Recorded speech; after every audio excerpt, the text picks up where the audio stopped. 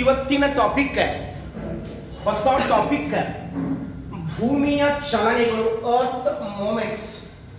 ಹೊಸ ಟಾಪಿಕ್ ಭೂಮಿಯ ಚಲನೆಗಳು, ಭೂಮಿಯ ಚಲನೆಗಳು, ಅರ್ತ್ ಮೂಮೆಂಟ್ಸ್. ಇದು ಒಂದು ಮೇಜರ್ ಟಾಪಿಕ್. ಎಲ್ಲ ಸ್ಪರ್ಧಾತ್ಮಕ ಪರೀಕ್ಷೆಗಳಿಗೆ ಯೂಸ್ ಆಗುವಂತ ಟಾಪಿಕ್ ಆಗಿರ್ತದೆ. ಅದಕ್ಕೆ ನಾವು ಇಲ್ಲಿ ಅರ್ತ್ ಮೂಮೆಂಟ್ ಅಂತ ಕರೆದೇವಿ. ಅರ್ತ್ ಮೂಮೆಂಟ್ಸ್ ನೋಡಿ, ಚಲನೆಗಳು. ಚಲನೆ ಅಂತಂದ್ರೆ ಮೊನ್ನೆ ಹೇಳಿ ನಾನು ನಿಮಗೆ, ಗ್ರಹಗಳು ತಮ್ಮ ಮೈ ಸುತ್ತಲೂ ಸುತ್ತ ಹಾಕ್ತವೆ. ಗ್ರಹಗಳು ಸೂರ್ಯನ ಸುತ್ತಲೂ ಪ್ರದಕ್ಷಿಣೆ ಹಾಕ್ತವೆ. ಗ್ರಹಗಳು ಅಷ್ಟೇ ಅಲ್ಲ, ಬ್ರಹ್ಮಾಂಡದಲ್ಲಿನ ಎಲ್ಲ ಆಕಾಶಕಾಯಗಳು ಚಲನೆ ಮಾಡ್ತಾವೆ. ಎಲ್ಲ ಆಕಾಶಕಾಯಗಳು, ಅವು ಸಣ್ಣ ಇರಬಹುದು, ದೊಡ್ಡ ಇರಬಹುದು, ನಕ್ಷತ್ರಗಳು ಇರಬಹುದು, ಗ್ಯಾಲಕ್ಸೀಸ್ ಇರಬಹುದು, ಆಮೇಲೆ ಗ್ರಹಗಳು, ಉಪಗ್ರಹಗಳು, ಎಲ್ಲ ಆಕಾಶಕಾಯಗಳು ಸ್ಥಿರವಾಗಿರದೆ ನಿರಂತರವಾಗಿ ಚಲನೆ ಮಾಡ್ತಾ ಇದ್ದಾವೆ. ಆ ಚಲನೆಗಳ ಬಗ್ಗೆ ನಾವು ಇವತ್ತಿಲ್ಲಿ ಡಿಸ್ಕಷನ್ ಮಾಡೋಣ. ಇಲ್ಲಿ ಗ್ರಹಗಳ ಚಲನೆಯ ನಿಯಮವನ್ನು ಮೊಟ್ಟ ಮೊದಲು ಯಾರು ಪ್ರತಿಪಾದನೆ ಮಾಡ್ಯಾರೆ? ಗ್ರಹಗಳ ಚಲನೆಯ ನಿಯಮಗಳನ್ನು ಮೊಟ್ಟ ಮೊದಲು ಪ್ರತಿಪಾದನೆ ಮಾಡಿದಂಥ ವ್ಯಕ್ತಿ ಯಾರು? ಓಕೆ, ಗ್ರಹಗಳ ಚಲನೆಯ ನಿಯಮವನ್ನು ಕೊಟ್ಟಂತ ವ್ಯಕ್ತಿ ಜೊಹಾನ್ ಕೆಪ್ಲರ್. ಜೊಹಾನ್ ಕೆಪ್ಲರ್ ಅನ್ನುವಂಥ ವ್ಯಕ್ತಿ ಗ್ರಹಗಳ ಚಲನೆಯ ನಿಯಮವನ್ನು ಕೊಟ್ಟಾನ. ಗ್ರಹಗಳ ಚಲನೆಯ ನಿಯಮಗಳನ್ನು ಕೊಟ್ಟಂತ ವ್ಯಕ್ತಿ ಜೊಹಾನ್ ಕೆಪ್ಲರ್. ನಿಮ್ಮ FDC ಎಕ್ಸಾಮ್ದ ಕ್ವಶನ್ ಕೇಳಿದ್ದಾನೆ, ಕೆಪ್ಲರನ ಯಾವ ನಿಯಮ, ಕೆಪ್ಲರನ ಎಷ್ಟನೇ ನಿಯಮ ಗ್ರಹಗಳ ಚಲನೆಯ ಬಗ್ಗೆ ವಿವರಣೆ ಕೊಡ್ತದೆ? ಆ ಕೆಪ್ಲರನ ಮೂರನೇ ನಿಯಮ ಗ್ರಹಗಳ ಚಲನೆಯ ಬಗ್ಗೆ ವಿವರಣೆ ಕೊಡ್ತದೆ. ಇದು ನಿಮಗೆ ಗೊತ್ತಿರಲಿ. ಆಲ್ರೆಡಿ ಬಂದಂತ ಕ್ವಶನ್ ನಿಮ್ಮ FDA, ಹಿಂದೆ FDA ಈಗ ಮೊನ್ನೆ ಆಗಿದ್ದಲ್ಲ, ಮತ್ತೆ ಹಿಂದೆ FDA ಎಕ್ಸಾಮ್ದಾಗ ಕೇಳಿದಂತ ಪ್ರಶ್ನೆ. ಓಕೆ, ಜೊಹಾನ್ ಕೆಪ್ಲರ್ ಗ್ರಹಗಳ ಚಲನೆಯ ನಿಯಮದ ಸಿದ್ಧಾಂತವನ್ನು ಕೊಟ್ಟಾನೆ. The planetary motion theory was propounded by Johann Kepler. ಇನ್ನೊಂದು ಬರ್ತದೆ ಸೂರ್ಯ ಕೇಂದ್ರ ಸಿದ್ಧಾಂತ ಬರ್ತದೆ, ಸನ್ ಸೆಂಟರ್ ಥಿಯರಿ. ಒಂದ ಸೂರ್ಯ ಕೇಂದ್ರ ಸಿದ್ಧಾಂತ. ಇದನ್ನ ಯಾರು ಕೊಟ್ಟಾರಪ್ಪ? ಸೂರ್ಯ ಕೇಂದ್ರ ಸಿದ್ಧಾಂತ ನಿಕೋಲಾಸ್ ಕೊಪರ್ನಿಕಸ್. ಅದ ಇಲ್ಲಿ ಜೊಹಾನ್ ಕೆಪ್ಲರ್ನ ನಿಯಮ, ಆ ಜೊಹಾನ್ ಕೆಪ್ಲರ್ ಕೊಟ್ಟಂತ ನಿಯಮ, ಗ್ರಹಗಳ ಚಲನೆಯ ನಿಯಮ. ಅದು ಏನ್ ಹೇಳ್ತದೆ? ಗ್ರಹಗಳು ತಮ್ಮ ಮೈ ಸುತ್ತುತ್ತ ಸೂರ್ಯನಿಗೆ ಪ್ರದಕ್ಷಿಣೆ ಹಾಕ್ತಾವಂತ ಜೊಹಾನ್ ಕೆಪ್ಲರ್ ನಿಯಮ ಹೇಳ್ತದೆ. ಅದೇ ರೀತಿ ಸೂರ್ಯ ಕೇಂದ್ರ ಸಿದ್ಧಾಂತ ಸನ್ ಸೆಂಟರ್ ಥಿಯರಿ, ಇದನ್ನ ನಿಕೋಲಾಸ್ ಕೊಪರ್ನಿಕಸ್ ಕೊಟ್ಟಾನ. ಈ ನಿಕೋಲಾಸ್ ಕೊಪರ್ನಿಕಸ್ ಪ್ರಕಾರ, ಸೂರ್ಯ ಕೇಂದ್ರ ಸಿದ್ಧಾಂತದ ಪ್ರಕಾರ ಸೂರ್ಯ ಸೌರಮಂಡಲದ ಕೇಂದ್ರ ಬಿಂದು. ಸೂರ್ಯನ ಆಕರ್ಷಣ ಬಲದಿಂದ ಗ್ರಹಗಳು ತಮ್ಮ ಮೈ ಸುತ್ತುತ್ತ ಸೂರ್ಯನಿಗೆ ಪ್ರದಕ್ಷಿಣೆ ಹಾಕ್ತಾವಂತ ಈ ನಿಯಮ ಹೇಳ್ತದೆ. ನಿಮಗೆ ಇವೆರಡೂ ನಿಯಮಗಳು ಕಂಪಲ್ಸರಿ ಗೊತ್ತಿರಲಿ. ಆಲ್ರೆಡಿ ಕ್ವಶನ್ಸ್ ಬಂದಿರ್ತಾವ, ಮುಂದಾದ್ರೂ ಬರಬಹುದು. ಎಸ್, ಹಾಗಾದ್ರೆ ಇಲ್ಲಿ ನಮ್ಮ ಭೂಮಿಯ ಚಲನೆಗಳು, ನಮ್ಮ ಭೂಮಿಗೆ ಎಷ್ಟು ಚಲನೆಗಳು ಬರ್ತಾವ್ರಿ? 2. ಭೂಮಿಗೆ ಅಷ್ಟ ಅಲ್ಲ, ಎಲ್ಲ ಆಕಾಶಕಾಯಗಳಿಗೆ ಚಲನೆ ಉಂಟು. ಎಲ್ಲ ಆಕಾಶಕಾಯಗಳು ಚಲನೆ ಮಾಡ್ತಾ ಇದ್ದಾವ. ಆದ್ರೆ ನಾವಿಲ್ಲಿ ಇವತ್ತು ಡಿಸ್ಕಷನ್ ಮಾಡೋದು ನಮ್ಮ ಭೂಮಿಯ ಚಲನೆಗಳು. ಅದರಾಗ ಒಂದ ದೈನಂದಿನ ಚಲನೆ, ಇದಕ್ಕೆ ನಾವು ಮತ್ತೊಂದು ಹೆಸರು ಅಕ್ಷ ಭ್ರಮಣ ಅವಧಿ ಅಂತ ಹೇಳ್ಬೋದು. ಇದಕ್ಕೆ ನಾವು ಅಕ್ಷ ಭ್ರಮಣ ಅವಧಿ ಅಕ್ಷ ಭ್ರಮಣ ಅವಧಿ, ಇದಕ್ಕೆ ಇಂಗ್ಲಿಷ್ ನೊಳಗೆ ರೊಟೇಷನ್, ಇದಕ್ಕೆ ಇಂಗ್ಲಿಷ್ ನೊಳಗೆ ರೊಟೇಷನ್ ಅಂತ ಕರೆದೇವಿ. ಇನ್ನ ಎರಡನೇದ್ದು ವಾರ್ಷಿಕ ಚಲನೆ, ಎರಡನೇದ್ದು ವಾರ್ಷಿಕ ಚಲನೆ ಅಥವಾ ಪರಿಭ್ರಮಣ ಅವಧಿ ಅಥವಾ ಪರಿಭ್ರಮಣ ಅವಧಿ. ಇದಕ್ಕೆ ಇಂಗ್ಲಿಷ್ ಒಳಗೆ ರಿವಲ್ಯೂಷನ್ ಅಂತ ಕರೆದಾರೆ. ರಿವಲ್ಯೂಷನ್ ಅಥವಾ ರಿವಾಲ್ವೇಷನ್. ದೈನಂದಿನ ಚಲನೆ ಮತ್ತು ವಾರ್ಷಿಕ ಚಲನೆ, ಅಕ್ಷ ಭ್ರಮಣ ಅವಧಿ ಮತ್ತು ಪರಿಭ್ರಮಣ ಅವಧಿ. ಇಲ್ಲಿ ಒಂದೊಂದು ನೋಡ್ಕೊಂತ ಹೋಗೋಣ. ಅದ್ರಾಗ ಮೊದಲನೇದ್ದು ದೈನಂದಿನ ಚಲನೆ ಅಂದ್ರೆ ಏನು? ದೈನಂದಿನ ಚಲನೆ ಅಂದ್ರೆ ಏನು? What is the rotation? ಅಕ್ಷ ಭ್ರಮಣ ಅವಧಿ ಅಂದ್ರೆ ಏನು? ನಿಮಗೆಲ್ಲ ಗೊತ್ತಿದೆ ಅನ್ಕೊಂಡೆ ನಾನು. ದೈನಂದಿನ ಚಲನೆ ಅಂದರೆ ಭೂಮಿ ತನ್ನ ಮೈ ಸುತ್ತಲೂ ಪಶ್ಚಿಮದಿಂದ ಪೂರ್ವಾಭಿಮುಖವಾಗಿ ಸುತ್ತುವ ಚಲನೆಗೆ ದೈನಂದಿನ ಚಲನೆ. ಅದನ್ನ ಕ್ಲೋಸ್ ಮಾಡಿ. ಓಕೆ, ದೈನಂದಿನ ಚಲನೆ ಅಂದ್ರೆ ಭೂಮಿ ತನ್ನ ಮೈ ಸುತ್ತಲೂ ಪಶ್ಚಿಮದಿಂದ ಪೂರ್ವಾಭಿಮುಖವಾಗಿ ಸುತ್ತುವ ಚಲನೆಗೆ ದೈನಂದಿನ ಚಲನೆ ಅಂತ ಕರೆದಾಗ. Earth rotates on its own axis from west to east direction. It is called rotation. Ada ಭೂಮಿ ತನ್ನ ಮೈ ಸುತ್ತಲೂ ಪಶ್ಚಿಮದಿಂದ ಪೂರ್ವಾಭಿಮುಖವಾಗಿ ಸುತ್ತುವ ಚಲನೆಗೆ ದೈನಂದಿನ ಚಲನೆ ಅಂತ ಕರೆದಾರೆ. ಹಾಗಾದರೆ ಆ ದೈನಂದಿನ ಚಲನೆಯ ಅವಧಿ ಎಷ್ಟು? ಹೌದಾ? ದೈನಂದಿನ ಚಲನೆಯ ಅವಧಿ ಎಷ್ಟಿದೆಪ್ಪ ಅಂದರೆ ಭೂಮಿ ತನ್ನ ಮೈ ಸುತ್ತಲೂ ಒಂದು ಸುತ್ತ ಹಾಕಲಿಕ್ಕೆ ತೆಗೆದುಕೊಳ್ಳುವಂತಹ ಅವಧಿ, ಅದಕ್ಕೆ ನಾವಿಲ್ಲಿ ಅಕ್ಷ ಭ್ರಮಣ ಅವಧಿ ಅಂತ ಕರೆದೇವಿ. The rotation period of the Earth ಎಷ್ಟಿದೆಯಪ್ಪ ಅಂತಂದ್ರೆ 23 ಗಂಟೆ 56 ನಿಮಿಷ 4.09 second. The exactly Earth rotation period is about 23 hours 56 minutes 4.09 second. Exactly, Earth takes this much time to complete its rotation. Okay, ಇಲ್ಲಿ ನಾವು ಏನು ಮಾಡಿದ್ದೀವಿ ಅಂತಂದ್ರೆ ಇದನ್ನ ರೌಂಡ್ ಫಿಗರ್ ಆಗಿ ಇದಕ್ಕೆ 24 ಗಂಟೆ ಅಂತ ಮಾಡೇವಿ. ಇದಕ್ಕೆ 24 ಗಂಟೆ ಅಂತ ಮಾಡೇವಿ. ಇದು ನಿಮಗೆ ಗೊತ್ತಿರಲಿ. ಹೌದಾ? 23 ಗಂಟೆ 56 ನಿಮಿಷ 4.09 ಸೆಕೆಂಡ್. ಮತ್ತೊಂದು 24 ತಾಸು. ಎರಡು ಒಂದು ಟೈಮ್ ಇಲ್ಲಿ. ಈ ಎರಡು ಅವಧಿಗೆ ಬೇರೆ ಬೇರೆ ಹೆಸರು ಕೊಟ್ಟಾರ ನೋಡ್ರಿ. ಇದಕ್ಕೆ ಈ ಅವಧಿಗೆ ಏನಂತ ಕರೆದಾರಪ್ಪ ಅಂತಂದ್ರೆ ನಾಕ್ಷತ್ರಿಕ ದಿನ ಅಂತ ಕರೆದಾರ. ಇದಕ್ಕೆ ನಾಕ್ಷತ್ರಿಕ ದಿನ ಅಂತ ಕರೆದಾರ. ಅಥವಾ ಇಂಗ್ಲಿಷ್ ನೊಳಗೆ ಇದಕ್ಕೆ ಸಿಡಿರಲ್ ಡೇ ಅಂತ ಕರೆದಾರ. ಸಿಡಿರಲ್ ಡೇ, ನಾಕ್ಷತ್ರಿಕ ದಿನ. ಹಾಗಾದ್ರೆ 24 ಗಂಟೆ ಈ ಅವಧಿಗೆ ಏನಂತ ಕರೆದಾರಪ್ಪ ಅಂತಂದ್ರೆ ಸೌರ ದಿನ ಅಂತ ಕರೆದಾರ. ಸೌರ ದಿನ ಒಂದ ನಾಕ್ಷತ್ರಿಕ ದಿನ, ಮತ್ತೊಂದ ಸೌರ ದಿನ. ಇದು ನಿಮಗೆ ಗೊತ್ತಿರಲಿ. ಹಾಗಾದ್ರೆ ನಾಕ್ಷತ್ರಿಕ ದಿನ ಅಂದ್ರೆ ಏನು, ಸೌರ ದಿನ ಅಂದ್ರೆ ಏನು, ಮೊದಲ ಅದನ್ನು ತಿಳ್ಕೊಳ್ರಿ. ಈಗ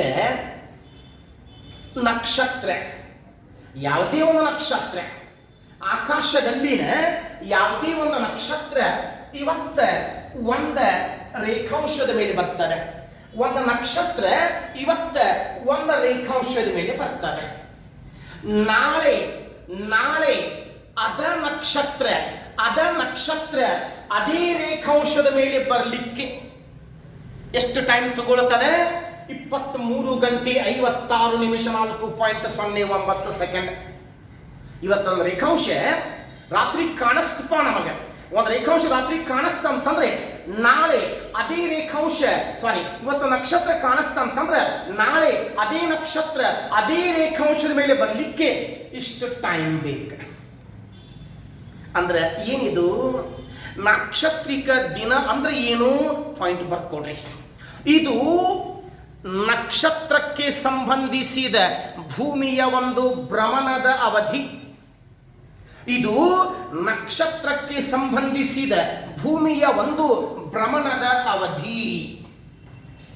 ಸಿಡಿರಲ್ day is the Earth rotation speed, Earth rotation day. It is related to the star. ಇದು ನಕ್ಷತ್ರಕ್ಕೆ ಸಂಬಂಧಿಸಿದ ಭೂಮಿಯ ಒಂದು ಭ್ರಮಣದ ಅವಧಿ. ಹೌದಾ? ಇನ್ನ ಎರಡನೇದ್ದ 24 ಗಂಟೆಗಳು. ಏನಿದೆ 24 ಗಂಟೆ ನೋಡ್ರಿ. ಒಂದು ಸೂರ್ಯೋದಯದಿಂದ ಮತ್ತೊಂದು ಸೂರ್ಯೋದಯಕ್ಕೆ 24 ತಾಸು ಬೇಕ. ಇವತ್ತು ಮುಂಜಾನೆ ಸೂರ್ಯೋದಯ ಆತಪ್ಪ ಅಂದ್ರೆ ನಾಳೆ ಮುಂಜಾನೆ ಮತ್ತೆ ಸೂರ್ಯೋದಯ ಆಗಲಿಕ್ಕೆ 24 ತಾಸು ಬೇಕು. ಇವತ್ತು ಸೂರ್ಯ ಒಂದು ರೇಖಾಂಶದ ಮೇಲೆ ಬಂತಪ್ಪ ಅಂದ್ರೆ ಇವತ್ತು ನೆತ್ತಿ ಮೇಲೆ ಬಂತಪ್ಪ ಅಂದ್ರೆ ನಾಳೆ ಸೂರ್ಯ ಅದೇ ರೇಖಾಂಶದ ಮೇಲೆ ಬರಲಿಕ್ಕೆ ಮತ್ತೆ ನೆತ್ತಿ ಮೇಲೆ ಬರಲಿಕ್ಕೆ 24 ತಾಸು ಬೇಕಾಗ್ತದೆ. ಹೌದಾ? ಇದು ಸೂರ್ಯನಿಗೆ ಸಂಬಂಧಿಸಿದ ಭೂಮಿಯ ಭ್ರಮಣದ ಅವಧಿ. ಇದು ನಕ್ಷತ್ರಕ್ಕೆ ಸಂಬಂಧಿಸಿದ ಭೂಮಿಯ ಭ್ರಮಣದ ಅವಧಿ. ಇದು ಸೂರ್ಯನಿಗೆ ಸಂಬಂಧಿಸಿದ ಭೂಮಿಯ ಭ್ರಮಣದ ಅವಧಿ. ಎರಡು ಒಂದೇ, ಎರಡು ಭ್ರಮಣ, ಎರಡು ತಿರುಗುವಿಕೆ. ಆದ್ರೆ ನಕ್ಷತ್ರಕ್ಕೆ ಸಂಬಂಧಪಟ್ಟೈತಿ, ಸೂರ್ಯನಿಗೆ ಸಂಬಂಧಪಟ್ಟಿರ್ತದೆ. ಹಂಗಾಗಿ ಇದು ನಿಮಗೆ ಗೊತ್ತಿರಲಿ, ಇದು ನಿಮಗೆ ಗೊತ್ತಿರಲಿ.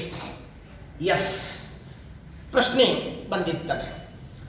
ಸೌರ ದಿನ ಮತ್ತು ನಾಕ್ಷತ್ರಿಕ ದಿನಕ್ಕೆ ಎಷ್ಟು ವೇಳೆ ವ್ಯತ್ಯಾಸ ಐತಿ? What is the time differences between solar day and sidereal day? ಅಂದ್ರೆ ಸೌರ ದಿನದೊಳಗೆ ನಾಕ್ಷತ್ರಿಕ ದಿನ ಕಳೀರಿ. ಸೌರ ದಿನದೊಳಗೆ ನಾಕ್ಷತ್ರಿಕ ದಿನ ಕಳೆದ್ರೆ ನಿಮಗೆ ಅದು ಬರ್ತದೆ 3 ನಿಮಿಷ 56 ಸೆಕೆಂಡುಗಳು. ಸೌರ ದಿನ ಮತ್ತು ನಾಕ್ಷತ್ರಿಕ ದಿನಗಳಲ್ಲಿ 3 ನಿಮಿಷ 56 ಸೆಕೆಂಡ್ ವ್ಯತ್ಯಾಸ ಇದೆ. ಸೌರ ದಿನ 3 ನಿಮಿಷ 56 ಸೆಕೆಂಡ್ ದೊಡ್ಡದಾಗಿರ್ತದೆ. ನಾಕ್ಷತ್ರಿಕ ದಿನ 3 ನಿಮಿಷ 56 ಸೆಕೆಂಡ್ ಸಣ್ಣದಾಗಿರ್ತದೆ. ಎಸ್, ಹಾಗಾದ್ರೆ ಇದು ಭೂಮಿಯ ಅಕ್ಷಭ್ರಮಣ ಅವಧಿ, ಭೂಮಿಯ ದೈನಂದಿನ ಚಲನೆ. ಇನ್ನ ಇದಕ್ಕೆ ಸಂಬಂಧಪಟ್ಟಂಗೆ ಒಂದು ಹೆಡ್ಡಿಂಗ್ ಹಾಕ್ಕೊಡ್ರಿ. ಭೂಮಿಯ ದೈನಂದಿನ ಚಲನೆಯ ವೇಗ, the speed of the Earth rotation, the speed of the earth rotation, the speed of the earth rotation. ಭೂಮಿಯ ದೈನಂದಿನ ಚಲನೆಯ ವೇಗ, ಭೂಮಿಯ ದೈನಂದಿನ ಚಲನೆಯ ವೇಗ ಎಷ್ಟಿದೆಪ್ಪ ಅನ್ನೋದು ನಾವಿಲ್ಲಿ ಡಿಸ್ಕಷನ್ ಮಾಡ್ಕೊಂಡು ಹೋಗೋಣ. ಇಲ್ಲಿ ಭೂಮಿಯ ದೈನಂದಿನ ಚಲನೆಯ ವೇಗ, ನಮ್ಮ ಭೂಮಿಯ ದೈನಂದಿನ ಚಲನೆಯ ವೇಗ ಎಲ್ಲ ಕಡೆ ಸೇಮ್ ಇಲ್ರಿ. ಭೂಮಿಯ ದೈನಂದಿನ ಚಲನೆಯ ವೇಗ ಅದು ಚೇಂಜ್ ಆಕೊಂತ ಹೋಗ್ತದೆ. ಭೂಮಿ ತನ್ನ ಮೈ ಸುತ್ತಲೂ ಏನು ಪಶ್ಚಿಮದಿಂದ ಪೂರ್ವಕ್ಕೆ ಸುತ್ತ ಹಾಕ್ತದೆ, ಆ ಸುತ್ತುವಂತಹ ವೇಗ ಎಲ್ಲ ಕಡೆ ಸೇಮ್ ಇಲ್ಲ. ಅದು ಒಂದು ಅಕ್ಷಾಂಶದಿಂದ ಮತ್ತೊಂದು ಅಕ್ಷಾಂಶಕ್ಕೆ ಚೇಂಜ್ ಆಗ್ತದೆ. ಫಾರ್ ಎಕ್ಸಾಂಪಲ್ 0 ಡಿಗ್ರಿ ಒಳಗೆ ಭೂಮಿಯ ದೈನಂದಿನ ಚಲನೆಯ ವೇಗ 1 ತಾಸಿಗೆ 1 ಗಂಟೆಗೆ ಎಷ್ಟಿದೆಪ್ಪ ಅಂತಂದ್ರೆ 1669.78 kilometre. The Earth rotation speed is about 1669.78 kilometer per hour at equator. Over equator ಸಮಭಾಜಕ ವೃತ್ತದ ಮೇಲೆ ಸ್ಪೀಡ್ ಇಷ್ಟೈತೆ ನೋಡ್ರಿ. ಹೆಚ್ಚು ಕಡಿಮೆ ರೌಂಡ್ ಫಿಗರ್ ಮಾಡಿದಾಗ 1700 ಕಿಲೋಮೀಟರ್ ಒಂದು ತಾಸಿಗೆ ಅಷ್ಟು ವೇಗವಾಗಿ ಭೂಮಿ ಸುತ್ತಾಕತ್ತೈತಿ. ನಮಗೆ ಅದರ ಕಲ್ಪನೆನ ಆಗುವುದಿಲ್ಲ. ಯಾಕೆ ಕಲ್ಪನೆ ಆಗುವುದಿಲ್ಲ? ಅದರ ಜೊತೆ ನಾವು ಸುತ್ತಾಕತ್ತೇವೆ. ಹೌದಾ? ಅದರ ಜೊತೆ ಅದರ ಮೇಲೆ ನಾವು ಅದೇವಿ, ಅದರ ಜೊತೆ ನಾವು ಸುತ್ತಾಕತ್ತೇವೆ. ನಮಗೇನು ಅನಿಸ್ತದೆ? ಸೂರ್ಯ ಪೂರ್ವಕ್ಕೆ ಹುಟ್ಟಿ ಪಶ್ಚಿಮಕ್ಕೆ ಹೋದ ಹಾಗೆ ಕಾಣಿಸ್ತದೆ. ಇಲ್ಲ, ಸೂರ್ಯ ಅಲ್ಲೇ ಅದಾನ, ಭೂಮಿ ತಿರುಗಾಕತ್ತೈತಿ. ಅದು ಕಲ್ಪನೆ ನಮಗೆ ಆಗುವುದಿಲ್ಲ. ಬಟ್ ಆ ಕಲ್ಪನೆ, ಸೂರ್ಯನ ಕಲ್ಪನೆ ನಮಗೆ ಗೊತ್ತಾಗ್ತದೆ. ಇದು 0 ಡಿಗ್ರಿ ಒಳಗೆ ಸ್ಪೀಡ್ ಒಂದು ತಾಸಿಗೆ. ಇನ್ನ 40 ಡಿಗ್ರಿ ಉತ್ತರ ಅಕ್ಷಾಂಶದೊಳಗೆ, 40 ಡಿಗ್ರಿ ದಕ್ಷಿಣ ಅಕ್ಷಾಂಶದೊಳಗೆ, 40 ಡಿಗ್ರಿ ಉತ್ತರ ಅಕ್ಷಾಂಶ, 40 ಡಿಗ್ರಿ ದಕ್ಷಿಣ ಅಕ್ಷಾಂಶ. ಸಮಭಾಜಕ ವೃತ್ತ ಬಿಟ್ಟ ಉತ್ತರಕ್ಕೆ ಹೋದ್ರೆ ಮತ್ತೆ ದಕ್ಷಿಣಕ್ಕೆ ಹೋದ್ರೆ ಇಲ್ಲಿ ಸ್ಪೀಡ್ ಅದ ಒಂದು ತಾಸಿಗೆ 1120 ಕಿಲೋಮೀಟರ್, 1120 ಕಿಲೋಮೀಟರ್. ಅದ 1120 ಕಿಲೋಮೀಟರ್ ಸ್ಪೀಡ್ ಐತಿ ನೋಡ್ರಿ ಒಂದು ತಾಸಿಗೆ. ಅದ ಹೆಚ್ಚು ಕಡಿಮೆ ನಮ್ಮ ಭಾರತ ಹೆಚ್ಚು ಕಡಿಮೆ ಇದ್ರಾಗ ಬರ್ತದೆ. ಈಗ ನಾವು ಹೆಚ್ಚು ಕಡಿಮೆ ಈ ಅಕ್ಷಾಂಶದಾಗ ಬರ್ತೇವೆ. 8 ಡಿಗ್ರಿ ದಕ್ಷಿಣ ಅಕ್ಷಾಂಶ, 8ರಿಂದ 37 ಡಿಗ್ರಿ ಉತ್ತರ ಅಕ್ಷಾಂಶ. ಅದ ಹೆಚ್ಚು ಕಡಿಮೆ ನಾವು ಈ ಭಾಗದಾಗ ಬರ್ತೇವೆ. ನಮ್ದು ಸ್ಪೀಡ್ ಹೆಚ್ಚು ಕಡಿಮೆ ಇಷ್ಟೈತಿ. ಇನ್ನ 60 ಡಿಗ್ರಿ, ಹೌದಾ, 60 ಡಿಗ್ರಿ ಉತ್ತರ ಅಕ್ಷಾಂಶದೊಳಗೆ, ಅದೇ ರೀತಿ 60 ಡಿಗ್ರಿ ದಕ್ಷಿಣ ಅಕ್ಷಾಂಶದೊಳಗೆ. ಹಾಗಾದ್ರೆ ದೈನಂದಿನ ಚಲನೆಯ ವೇಗ ಎಷ್ಟಿರಬಹುದು? ಪ್ರತಿ ತಾಸಿಗೆ 1 ಗಂಟೆಗೆ ಅದು 850 ಕಿಲೋಮೀಟರ್, 850 ಕಿಲೋಮೀಟರ್ ಆಗಿರ್ತದೆ. ಹೌದು ನೋಡಿ, 0 ಡಿಗ್ರಿ ಒಳಗೆ ಎಷ್ಟಿದೆ? 40 ಡಿಗ್ರಿ ಒಳಗೆ ಎಷ್ಟಿದೆ? 60 ಡಿಗ್ರಿ ಒಳಗೆ ಎಷ್ಟಿದೆ? ಮುಂದೆ 80 ಡಿಗ್ರಿ ಒಳಗೆ, 80 ಡಿಗ್ರಿ ಉತ್ತರ, 80 ಡಿಗ್ರಿ ದಕ್ಷಿಣ. ಈ ಅಕ್ಷಾಂಶಗಳಲ್ಲಿ ವೇಗ ಒಂದು ತಾಸಿಗೆ ಸಡನ್ಲಿ ಕಡಿಮೆ ಆಗ್ತದೆ 10 ಕಿಲೋಮೀಟರ್. ನೋಡ್ರಿ, ಅದ ಕೇವಲ 10 ಕಿಲೋಮೀಟರ್ ಸಡನ್ಲಿ ವೇಗದಲ್ಲಿ ಕಡಿಮೆ ಆಗ್ತದೆ ನೋಡ್ರಿ. ಇನ್ನ 89 ಡಿಗ್ರಿ, 89 ಡಿಗ್ರಿ ಉತ್ತರ, 89 ಡಿಗ್ರಿ ದಕ್ಷಿಣ. ಇಲ್ಲಿ ಸ್ಪೀಡ್ ಒಂದು ತಾಸಿಗೆ ಕೇವಲ 1 ಕಿಲೋಮೀಟರ್, ಕೇವಲ 1 ಕಿಲೋಮೀಟರ್. ಅದ 1669.79.8 ಕಿಲೋಮೀಟರ್ ಇಲ್ಲಿತ್ತು. ಇಲ್ಲಿ ಬಂದಂಗ ಪೂರ್ತಿ ಕಡಿಮೆ ಆಗ್ತ ನೋಡ್ರಿ. ಇನ್ನ ಉತ್ತರ ಧ್ರುವ ಬಿಂದು ಅಥವಾ 90 ಡಿಗ್ರಿ ಉತ್ತರ, 90 ಡಿಗ್ರಿ ದಕ್ಷಿಣ ಅಥವಾ ಧ್ರುವ ಬಿಂದುಗಳಲ್ಲಿ ವೇಗ ಎಷ್ಟಾಗ್ತದಪ್ಪ? ಅದೇ ಒಂದು ತಾಸಿಗೆ 0 ಸ್ಪೀಡ್, 0 ಕಿಲೋಮೀಟರ್. ಅರ್ಥ ಆದೇನ? ಇದು ಭೂಮಿಯ ದೈನಂದಿನ ಚಲನೆಯ ವೇಗ. Speed of the earth rotation. Speed is maximum at equator. That rotation speed is decreasing towards north pole and south pole. ಉತ್ತರಕ್ಕೆ ಹೋದಂಗ ಕಡಿಮೆ ಆಗ್ಕೊಂತ ಬರ್ತದೆ, ದಕ್ಷಿಣಕ್ಕೆ ಬಂದಂಗ ಕಡಿಮೆ ಆಗ್ಕೊಂತ ಬರ್ತದೆ. ಸಮಭಾಜಕ ವೃತ್ತದಿಂದ ಧ್ರುವಗಳ ಕಡೆಗೆ ಹೋದಂಗ ಸ್ಪೀಡ್ ಕಡಿಮೆ ಆಗ್ತದೆ, ವೇಗ ಕಡಿಮೆ ಆಗ್ತದೆ. ಹಾಗಾದ್ರೆ ಏನು ಕಾರಣಪ್ಪ? ಈ ವೇಗ ಕಡಿಮೆ ಆಗಲು ಕಾರಣವೇನು? ಏನು ಕಾರಣಪ್ಪ ಅಂತಂದ್ರೆ, ನಮ್ಮ ಭೂಮಿ ಗೋಳಾಕಾರವಾಗಿರ್ತದೆ. ಸಮಭಾಜಕ ವೃತ್ತದೊಳಗೆ ಭೂಮಿಯ ಗಾತ್ರ ದೊಡ್ಡದೈತಿ. ಹೌದಾ? ಅರ್ಥ ಶೇಪ್ ಏನಿದೆಯಲ್ಲ, spherical shape, size is larger at equator. ಸಮಭಾಜಕ ವೃತ್ತದೊಳಗೆ ಗಾತ್ರ ದೊಡ್ಡದಾಗೈತಿ. ಹಂಗಾಗಿ ಅಲ್ಲಿ ಗಾತ್ರ ದೊಡ್ಡದೈತಿ, ಅದಕ್ಕನುಗುಣವಾಗಿ ವೇಗ ಹೆಚ್ಚೈತಿ, ಸ್ಪೀಡ್ ಹೆಚ್ಚೈತಿ. ಇನ್ನು ಉತ್ತರಕ್ಕೂ ಹೋದಂಗ ಭೂಮಿಯ ಗಾತ್ರ ಸಣ್ಣದಾಕೊಂತ ಹೋಗಿರ್ತದೆ, ದಕ್ಷಿಣಕ್ಕೆ ಬಂದಂಗ ಭೂಮಿಯ ಗಾತ್ರ ಸಣ್ಣದಾಕೊಂತ ಬಂದಿರ್ತದೆ. ಹಂಗಾಗಿ ಏನಾಗ್ತದೆ, ಆ ಗಾತ್ರಕ್ಕೆ ಅನುಗುಣವಾಗಿ ಹೆಂಗ ಗಾತ್ರ ಚಿಕ್ಕದಾಕೊಂತ ಹೋಗ್ತದೆ, ಅದಕ್ಕನುಗುಣವಾಗಿ ಸ್ಪೀಡ್ ಕಡಿಮೆ ಆಕೊಂತ ಹೋಗ್ತದೆ. ಅರ್ಥ ಆತೇನೆ? ಗಾತ್ರ ಎಲ್ಲಿ ಹೆಚ್ಚಿರ್ತದೆ ಅಲ್ಲಿ ಸ್ಪೀಡ್ ಹೆಚ್ಚಿರ್ತದೆ, ಗಾತ್ರ ಕಡಿಮೆ ಆದಂಗ ಸ್ಪೀಡ್ ಕಡಿಮೆ ಆಕೊಂತ ಹೋಗಿರ್ತದೆ. ಹಂಗಾಗಿ ಧ್ರುವ ಬಿಂದುವಿನೊಳಗೆ 0 ಜಸ್ಟ್ ಪಾಯಿಂಟ್ ಇದೆ, ಅಲ್ಲಿ ಜಸ್ಟ್ ಪಾಯಿಂಟ್ ಇದೆ, ಆ ಪಾಯಿಂಟಿಗೆ ಸ್ಪೀಡ್ ಇರಂಗಿಲ್ಲ, ಆ ಪಾಯಿಂಟಿಗೆ ಸ್ಪೀಡ್ ಇರಂಗಿಲ್ಲ. ಹಂಗಾಗಿ ಅಲ್ಲಿ 0 ಆಗಿರ್ತದೆ. ಇದು ನಿಮಗೆ ಗೊತ್ತಿರಲಿ. ಈಗ ಬೇರೆ ಬೇರೆ ಅಕ್ಷಾಂಶಗಳ ಮೇಲೆ ಯಾವ ಯಾವ ದೇಶಗಳು ಬರ್ತಾವ, ಆ ದೇಶದ ಜನ ಅದೇ ಸ್ಪೀಡ್ದಾಗ ಭೂಮಿ ಮೇಲೆ, ಭೂಮಿ ಸುತ್ತಾಕತ್ತೈತಿ, ಭೂಮಿ ಮೇಲೆ ಅವರು ಅದಾರ, ಅವರು ಸಹ ಸುತ್ತ ಹಾಕ್ದಂಗ ಆಗ್ತದೆ. ಇದು ನಿಮಗೆ ಗೊತ್ತಿರಲಿ. ಭೂಮಿಯ ದೈನಂದಿನ ಚಲನೆಯ ವೇಗ. ಇನ್ನು ಇದರ ನಂತರ ಮತ್ತೊಂದು ಪಾಯಿಂಟ್ ಬರ್ತದೆ. ಭೂಮಿಯ ದೈನಂದಿನ ಚಲನೆಯಿಂದ ಆಗುವ ಪರಿಣಾಮಗಳು, the effects of the earth rotation. Effects of the earth rotation. ಭೂಮಿಯ ದೈನಂದಿನ ಚಲನೆಯಿಂದ ಆಗುವ ಪರಿಣಾಮಗಳು, the effects of the earth rotation. ಯಾವ್ಯಾವ ಬರ್ತಾಪ ಒಂದೊಂದ ಮೊದಲು ಬರ್ಕೊಂತ ಹೋಗ್ರಿ, ಆಮೇಲೆ ನಾನು ವಿವರಣೆ ಕೊಟ್ಕೊಂತ ಹೋಗ್ತೇನೆ. ಒಂದ ಹಗಲು ಮತ್ತು ರಾತ್ರಿಗಳು, day and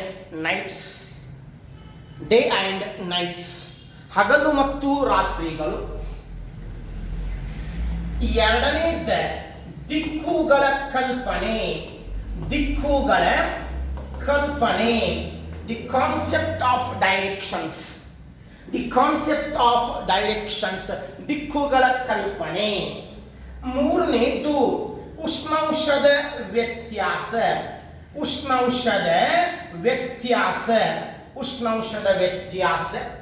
variation in temperature, ಉಷ್ಣಾಂಶದ ವ್ಯತ್ಯಾಸ. ಇನ್ನು ನೆಕ್ಸ್ಟ್ ಗಾಳಿಗಳು ಉಗಮಗೊಳ್ಳುತ್ತವೆ. Winds are rising due to Earth rotation. ಇನ್ನು ನೆಕ್ಸ್ಟ್ ಸಾಗರ ಸಮುದ್ರಗಳಲ್ಲಿ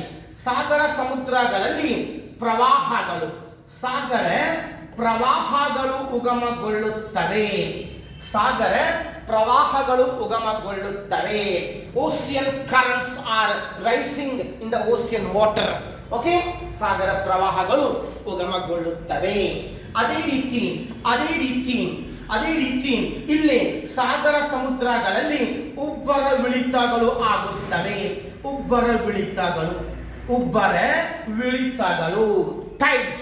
tides are occurred in the ocean water. ಉಬ್ಬರ ಇಳಿತಗಳು ಉಂಟಾಗುತ್ತವೆ. ಅದೇ ರೀತಿ ಭೂಮಿಯ ಗೋಳಾಕಾರದ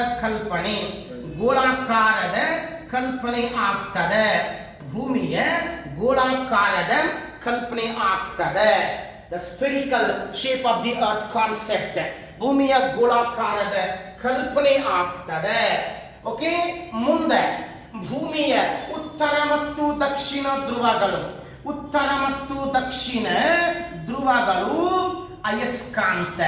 ಅಯಸ್ಕಾಂತದಂತೆ ವರ್ತನೆ ಮಾಡ್ತಾವೆ.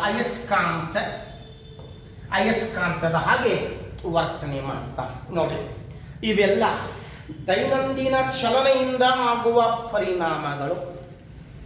Earth poles acting like magnet, ಉತ್ತರ ಮತ್ತು ದಕ್ಷಿಣ ಧ್ರುವ ಬಿಂದುಗಳು ಅಯಸ್ಕಾಂತದಂತೆ ವರ್ತನೆ ಮಾಡ್ತಾವೆ. ಇಲ್ಲಿ ನಾನು ನಿಮಗೆ ಕೆಲವೊಂದು generally exam point of view, ಎಕ್ಸಾಮ್ದೊಳಗೆ ಕ್ವಶನ್ಸ್ ಯಾವ್ಯಾವ ರೀತಿ ಕೇಳ್ಯಾನ.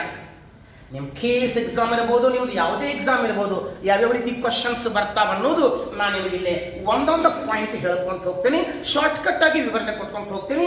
ಎಕ್ಸಾಮಿಗೆ ಯೂಸ್ ಇದ್ದಂಥ ಪಾಯಿಂಟ್ಸ್ ಕರೆಕ್ಟ್ ಆಗಿ ಬರ್ಕೊಡಿ, ಯೂಸ್ ಇಲ್ಲದ ಅವಶ್ಯಕತೆ ಇಲ್ಲ. Yes sir.